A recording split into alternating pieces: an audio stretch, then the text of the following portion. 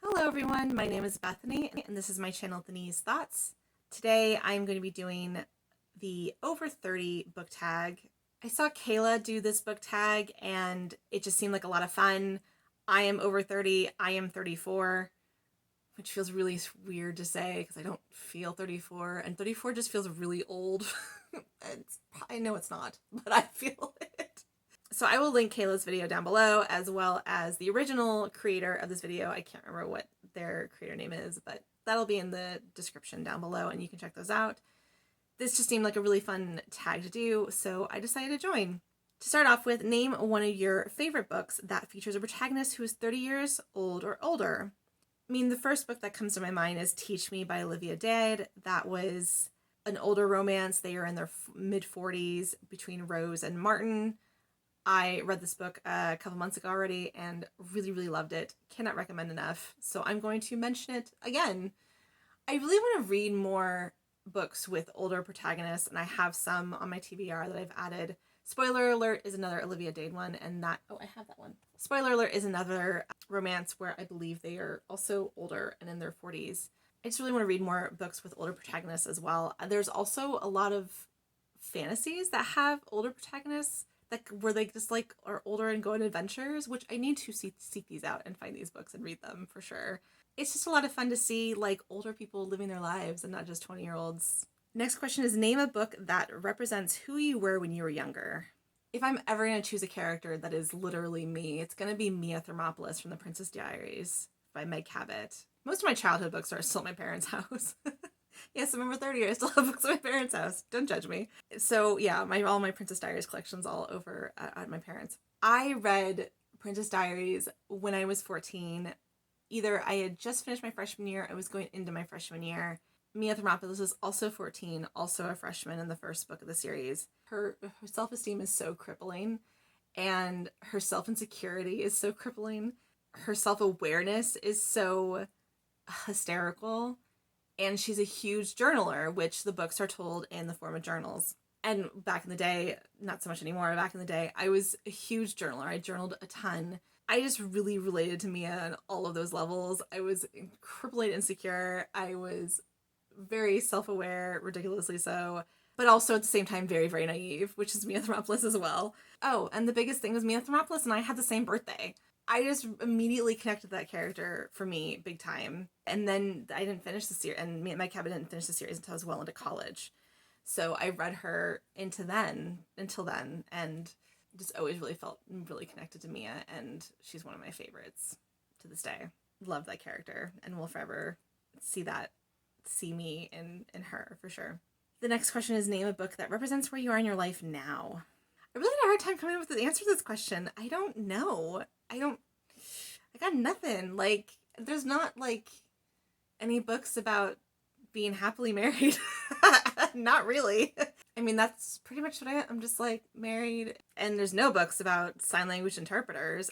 I mean, I've come across certain things about sign language interpreters, mostly through like videos, media, and stuff like that, but I literally have never read a book about a sign language interpreter. If you know of any, please let me know. I would love to read it. There's no fiction books about interpreters at all. I mean, maybe translators, maybe, but no. So yeah, so I don't really see a lot of that. So since I don't see a lot of that, I don't really have a book that I can say that I relate to now. Since I read a lot of romances, I mean, that's usually characters coming together, and like I've been with my husband for like over 12 years, so I don't know. I can't really think of one.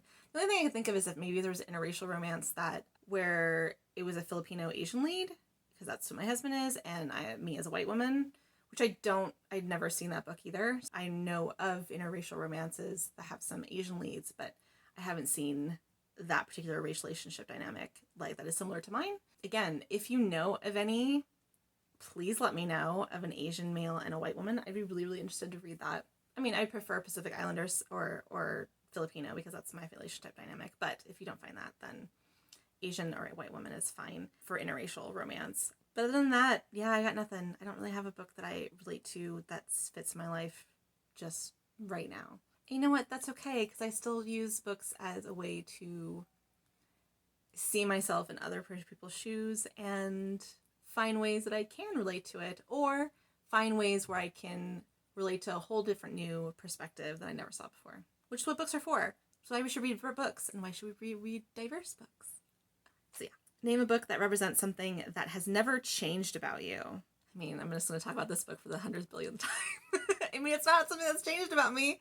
I love this book. It's great. Something that's never changed about me, which relates to this book, is Ella Enchanted by Gail Carson Levine, which is my original cover from when I was like 12 and 13, is the fact that I still like silly me believes in fairy tales in some elements, and not to be a damsel in distress, which Ella is definitely not. She's much more braver and bolder than I am.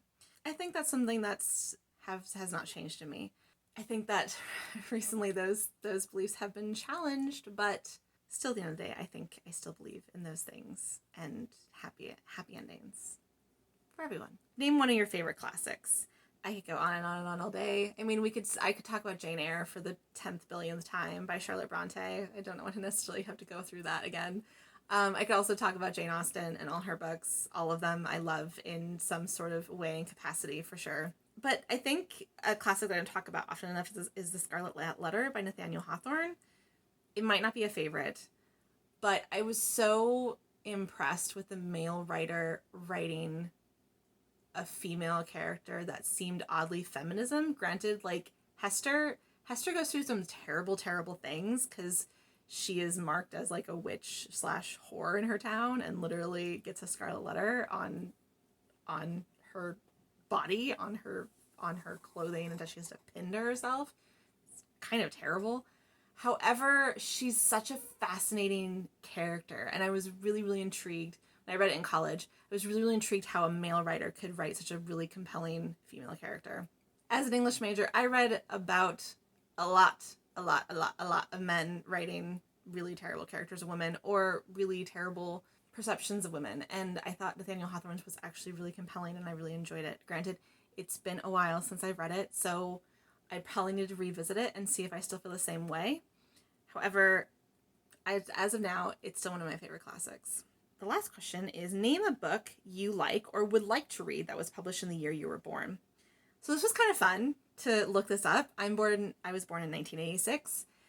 And this was a lot of fun because I found out that the first book of the Babysitter's Club was published in 1986. And I read a lot of the Babysitter's Club growing up. So that was kind of fun. I didn't ever know that. That was kind of great. Also, if you haven't watched the Netflix show, please do, because it has all the wholesome content that you could ever love in the Babysitter's Club. Only with definitely more of a modern twist. And really enjoyed. And yeah, that is it for the Over 30 book tag. So much fun.